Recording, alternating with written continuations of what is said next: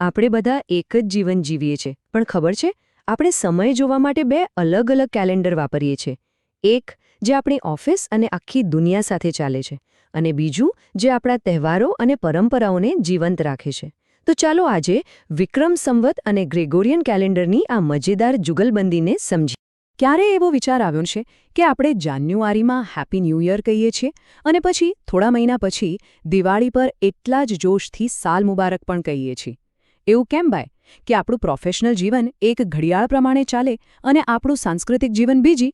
ચાલો તો આજે આ રસપ્રદ કોયડો ઉકેલ. જો કોઈપણ મોટી સિસ્ટમ પાછળ એક મોટી વાર્તા હોય છે, અને આ કિસ્સામાં બે અલગ અલગ શાસકોની ગાથા છે, જેમણે પોતાના સમયમાં સમયને એક સિસ્ટમમાં બાંધવાનો પ્રયત્ન કર્યો. એક હતા ભારતના એક પ્રતાપી રાજા અને બીજા હતા યુરોપના એક ધર્મગુરુ. ચાલો એમની વાર્તાથી જ શરૂઆત કરીએ. ઓકે, અહીંયા જરા ધ્યાનથી જુઓ. વિક્રમ સંવતની શરૂઆત ક્યારે થઈ? ઈસવી સન પૂર્વે 57માં. હવે એની સરખામણીમાં ગ્રેગોરિયન કેલેન્ડર જુઓ. એ તો છેક 1582માં આવ્યું, એટલે કે લગભગ 1600 વર્ષ પછી. આના પરથી જ ખ્યાલ આવી જાય કે આપણી પરંપરાના મૂળ કેટલા ઊંડા છે. વિક્રમ સંવત એ ખાલી તારીખો નથી, એની પાછળ એક શૌર્યની ગાથા છે. આ કહાની છે ઉજ્જૈનના મહાન રાજા વિક્રમાદિત્યની, જેમણે શકો પર એક ઐતિહાસિક જીત મેળવી હતી. અને આ માત્ર એક જીતની ઉજવણી નહોતી, પણ એમણે આખા રાજ્યને દેવામાંથી મુક્ત કરીને એક નવા યુગની શરૂઆત કરી હતી. હવે બીજી બાજુ યુરોપમાં શું થયું? તો ત્યાં ગ્રેગોરિયન કેલેન્ડરનો જન્મ એક સુધારામાંથી થયો. એ સમયે જે જુલિયન કેલેન્ડર વપરાતું હતું ને, એ ધીમે ધીમે ઋતુઓથી આગળ નીકળી ગયું હતું. મતલબ કે વસંત જેવી ઋતુઓ કેલેન્ડરમાં ખોટી તારીખે આવવા લાગી હતી. બસ આ વૈજ્ઞાનિક ભૂલને સુધારવા માટે પોપ ગ્રેગરી યાદ વધુ સચોટ કેલેન્ડર બનાવ્યું. સારું, તો ઇતિહાસ તો સમજાઈ ગયો, પણ આ બંને કેલેન્ડર ચાલે છે કેવી રીતે? મતલબ એમનું એન્જિન શું છે? એક સૂરજને જોઈને ચાલે છે, બીજું ચંદ્રને. ચાલો હવે આ સિસ્ટમ્સ પાછળનું વિજ્ઞાન સમજીએ, કારણ કે સાચી રમત તો અહીં જ છુપાયેલી છે. આ જુઓ, આ જ છે મુખ્ય ફરક. ગ્રેગોરિયન કેલેન્ડરનું ગણિત એકદમ સિમ્પલ છે. પૃથ્વી સૂર્યનું એક ચક્કર પૂરું કરે એટલે એક વર્ષ પૂરું. પણ આપણું વિક્રમ સંવત એનાથી વધુ સ્માર્ટ છે.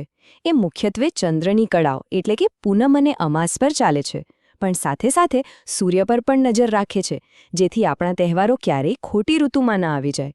એટલે કે આ એક ડબલ સિસ્ટમ છે. હવે પ્રોબ્લેમ શું છે? ચંદ્ર પર આધારિત વર્ષ હોય છે લગભગ 354 દિવસનું, અને સૂર્ય પર આધારિત વર્ષ હોય છે 365 દિવસનું. આનો સીધો મતલબ એ થયો કે દર વર્ષે લગભગ 11 દિવસનો ગેપ પડે. હવે વિચારો, જો આ ગેપને સરખો ન કરીએ તો ધીમે ધીમે આપણી દિવાળી ઉનાળામાં આવવા માંડે અને હોળી શિયાળામાં. તો પછી આ 11 દિવસની સમસ્યાનો ઉકેલ શું? જવાબ છે અધિક માસ. જેમ અંગ્રેજી કેલેન્ડરમાં દર 4 વર્ષે એક લીપ ડે આવે છે ને, બસ એ જ રીતે વિક્રમ સંવતમાં દર 3 વર્ષે એક આખો વધારાનો મહિનો જ ઉમેરી દેવામાં આવે છે. કેટલું બ્રિલિયન્ટ સોલ્યુશન છે! આ જ પદ્ધતિ આપણા તહેવારો અને ઋતુઓને એક સાથે જોડી રાખે છે. અને હા, હજી એક મોટો ફરક છે. એ છે દિવસની વ્યાખ્યામાં. અંગ્રેજી ડેટ એટલે કે તારીખ એ ફિક્સ 24 કલાકની હોય છે, રાતના 12 વાગ્યાથી બીજા રાતના 12 વાગ્યા સુધી. પણ તિથિ એ ચંદ્રનો દિવસ છે. એ ચંદ્ર અને સૂર્યની પોઝિશન પર આધાર રાખે છે. એટલે જ કોઈ તિથિ 24 કલાકથી નાની હોય તો કોઈ મોટી. અને આ જ કારણ છે કે આપણા દરેક તહેવાર માટે એક ચોક્કસ મુહૂર્ત હોય છે. ચાલો, વિજ્ઞાન અને ગણિતની વાતો તો બહુ થઈ, પણ આ બધી વાતોનો આપણી રોજિંદી જિંદગીમાં શું મતલબ છે? આ કેલેન્ડર ખાલી તારીખો નથી, એ આપણી સંસ્કૃતિને, આપણા જીવનને આકાર આપે છે. ચાલો જોઈએ કેવી રીતે. આપણા મનમાં એક સવાલ હંમેશા આવે કે દિવાળી કે હોળીની અંગ્રેજી તારીખ દર વર્ષે કેમ બદલાય છે? તો જવાબ અહીં છે. જુઓ, આપણો કારતક મહિનો ક્યારેક ઓક્ટોબરમાં શરૂ થાય તો ક્યારેક નવેમ્બરમાં. એ અંગ્રેજી મહિનાઓની જેમ એક જગ્યાએ ફિક્સ નથી રહેતો. બસ આ જ કારણે આપણા તહેવારોની તારીખ દર વર્ષે થોડી આગળ પાછળ થતી રહે છે. તો આખી વાતનો સાર એ છે કે આપણે એક જ સમયે બે દુનિયામાં જીવી રહ્યા છીએ. આપણું મગજ એટલે કે આપણું કામ, બિઝનેસ, આપણી નોકરી એ બધું ગ્રેગોરિયન કેલેન્ડર મુજબ ચાલે છે. પણ આપણું દિલ એટલે કે આપણા તહેવારો, આપણી શ્રદ્ધા, આપણા શુભ કાર્યો એ આજે પણ વિક્રમ સંવતના ધબકારા પર જ ધબકે છે.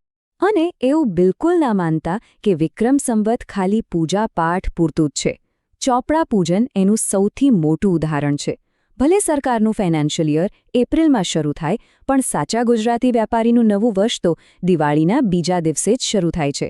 અહીં પરંપરા અને વેપાર બંને એકબીજા સાથે હાથ મિલાવે છે. ચાલો એક મજાની વાત શીખીએ. અત્યારે વિક્રમ સંવતનું કયું વર્ષ ચાલી રહ્યું છે એ જાણવું છે. બહુ સહેલું છે. ખાલી અંગ્રેજી વર્ષ લો. જો દિવાળી આવી ગઈ હોય તો એમાં 57 ઉમેરો, અને જો દિવાળી આવવાની બાકી હોય તો 56 ઉમેરો. જેમ કે અત્યારે 2025નું વર્ષ ચાલે છે, તો જાન્યુઆરી 2025માં 2025 વત્તા 56 એટલે કે વિક્રમ સંવત 2081. પણ જેવી નવેમ્બરમાં દિવાળી આવશે કે તરત જ 2025 વત્તા 57 એટલે વિક્રમ સંવત 2082 શરૂ થઈ જશે. છે ને સિમ્પલ? પણ એક મિનિટ, આટલી બધી ચર્ચા પછી એક સવાલ તો મનમાં આવે જ કે આજના આઈફોન અને ટેકનોલોજીના જમાનામાં આટલી જૂની સિસ્ટમ હજી પણ કેમ જીવંત છે? એવું તો શું છે આ કેલેન્ડરમાં જે આપણને આપણા મૂળ સાથે બાંધી રાખે છે? કારણ કે આ માત્ર તારીખોની યાદી નથી. આ તો આપણી જિંદગીની બ્લૂપ્રિન્ટ છે, આપણું સાંસ્કૃતિક ડીએનએ છે. વિચારો, બાળક જન્મે ત્યારે એની કુંડળી તારીખ પર નહીં, તિથિ પર બને છે. આપણા પૂર્વજોને આપણે એમની પુણ્યતિથિ પર યાદ કરીએ છીએ. અને આજે પણ ગામડાનો ખેડૂત આકાશમાં નક્ષત્ર જોઈને નક્કી કરે છે કે વાવણી ક્યારે કરવી. આ બધું આપણા લોહીમાં વણાયેલું છે. કોઈએ બહુ સુંદર વાત કહી છે, અને એ આખા વિષયનો સાર છે કે જ્યાં સુધી દિવાળીના દીવા પ્રગટશે ત્યાં સુધી વિક્રમ સંવતનું અસ્તિત્વ અકબંધ રહેશે. મતલબ કે જ્યાં સુધી આપણી પરંપરાઓ જીવંત છે ત્યાં સુધી રાજા વિક્રમાદિત્યનો આ વારસો આપણી સંસ્કૃતિની નાડી બનીને ધબકતો જ રહેશે.